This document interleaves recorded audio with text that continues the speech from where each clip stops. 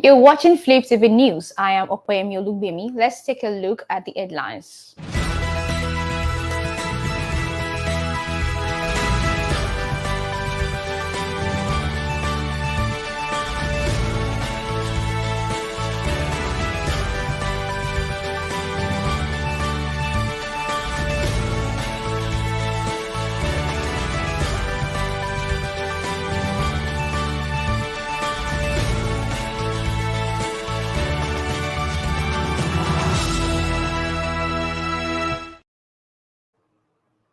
Now the news in details.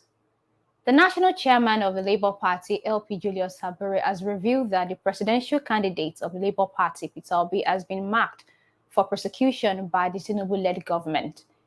He noted that the verdict of the Supreme Court regarding the presidential election has shown that the executive has hijacked the judiciary and the legislature. Julius Saburi urged Labour Party's members and the obedient family to be vigilant and brace up for the challenges ahead, stressing that the struggle for a new Nigeria will certainly be tortuous and difficult. Let's watch the video. It is also pertinent to put on record that we have it on very good authority that the government have marked some Labour Party key leaders, myself especially, and our leader, our presidential candidate, Mr. Peter Obi in particular, for vilification in order to suppress the party, suffocate our team, and our goal of a new Nigeria. The planned persecution, intimidation, suppression, and harassment of our leaders using security agencies and all other government institutions will definitely be defended. We therefore call on all our members and the obedient family to be vigilant and brace up for the challenges ahead. The struggle for a new Nigeria will certainly be tortuous and hard. We are also calling on the international community to rise to the occasion to defend democracy in Nigeria. Your voices were loud and clear in condemnation of the outcome of the presidential election. As we approach the next stage of our democratic journey, we call on you to stand by the millions. Meanwhile, the presidential candidate of the Labour Party, LP Peter Obi, over the weekend reviewed his next plan after the Supreme Court struck out his petitions against President Bola Ahmed Tinubu. Recall that the Apex Court affirmed the victory of President Tinubu in the February 25, 2023 election. Speaking during an event to celebrate Black History Month at Oxford University, Peter Obi said he would not stop speaking elective office until he dismantles the crime scene in Nigeria. Peter Obi said he left a huge financial investment to join politics and contest for the 2003 Anambra governorship election. He further stated that despite his financial loss, he has a sense of fulfillment that he joined politics to change certain things. Mr. Peter Obi, when asked to react to the recent Supreme Court judgment, declined to comment, saying he would write down his thoughts later. To my state and contest for government. Up to then, I never voted. Never had anything to do with politics. I didn't know what it means to have a young marriage and telling you simply that you're crazy. What is happening to you? She started calling everybody. Doesn't know what I did for me. Peter said he's going to the village to go and contest to be governor. Instead of investing in money, the investment we were trying to do then, that if I had invested today, I would have worth millions of dollars. I said, see this money, I'm going to put it in politics. I've stopped investing. And it was one of the most difficult things that happened in my life. But looking back now, as difficult, with all the things I've lost, I have a sense of fulfillment that at least I can say I changed this, I changed this, I changed this. And even still participating in it in Nigeria. When I was coming here today, somebody asked me, said, how do you feel about contesting election for the office of the president? and what has happened in everything and what has been. We're just beginning. We won't stop until we dismantle that crime scene. And we dismantle it. So that's basically how I feel. For me, we need to all come together and make Africa work, make Nigeria work, and make collectively the Black world work. In other news, a fire explosion on Sunday night rocked the Rivers State House of Assembly complex. The incident came amid alleged moves by some lawmakers to impeach the governor, Governor Fubara. This was gathered that some suspected arsonists threw an explosive into the complex around 9:25 p.m., causing a fire in the building.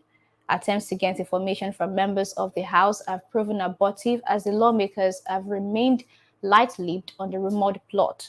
It is unclear if the fire is connected with the political imbroglio, but rumors of a rift between Governor Fubara and his predecessor, Nyesom Wike, who is now FCT minister, have been brewing for some time now. Let's take a look at the video.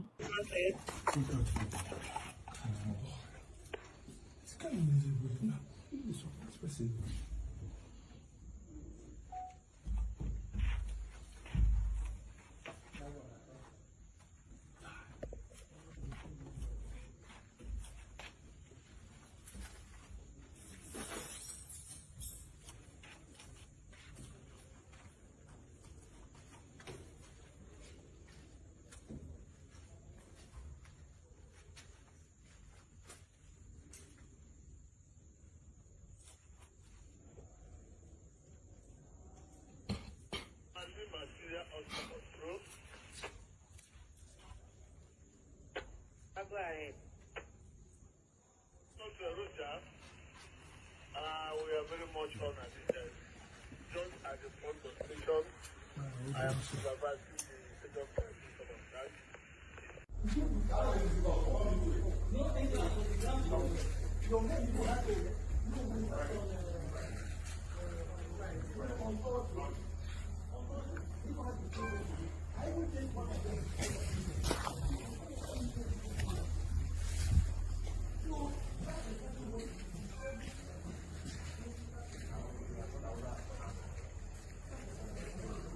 We are coming.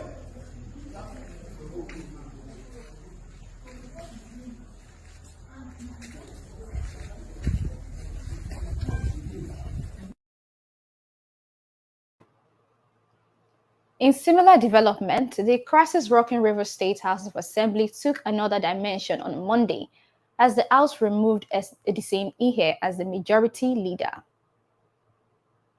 Ihe is a strong supporter of Governor Siminalayi Fubara. He was said to have frustrated the initial attempt to initiate impeachment proceedings against the governor. Announcing the removal of the majority leader at the assembly sitting in Port Harcourt, the state capital, the Speaker, Martins Amarule, said he was removed from not attending the assembly sitting. Amarule said about 17 members of the House supported the removal of the House. Let's watch the video.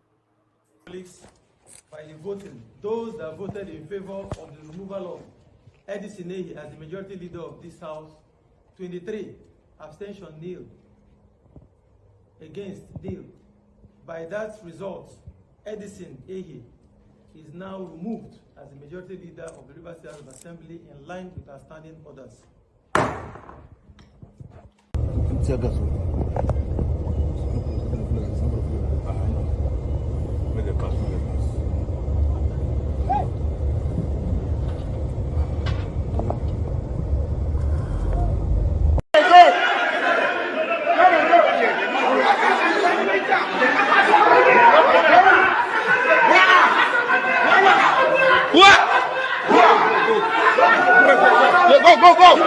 Move!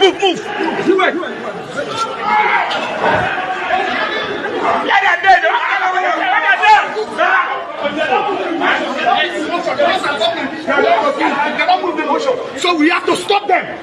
We have to stop them. We let it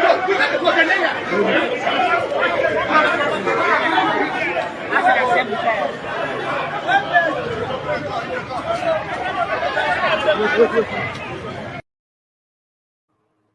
Finally, on the news. The Nigeria Labour Congress (NLC) has threatened to boycott its meeting with the federal government on Monday, October 30, 2023, should the Minister of Labour, Simon Lalong, attend it. The president of NLC, Comrade Joe Ajaero, issued the threat while fielding questions from journalists in Abuja on Sunday after briefing them on the plight of workers in Imo State. Ajaero criticized Lalong for not being able to establish a cordial relationship with organized labor. Labor unions and the government have been in negotiations over their planned industrial action owing to the removal of fuel subsidy. Thanks for joining our news broadcast. Subscribe on our channel for latest updates. Okwemi Olugbemi reporting live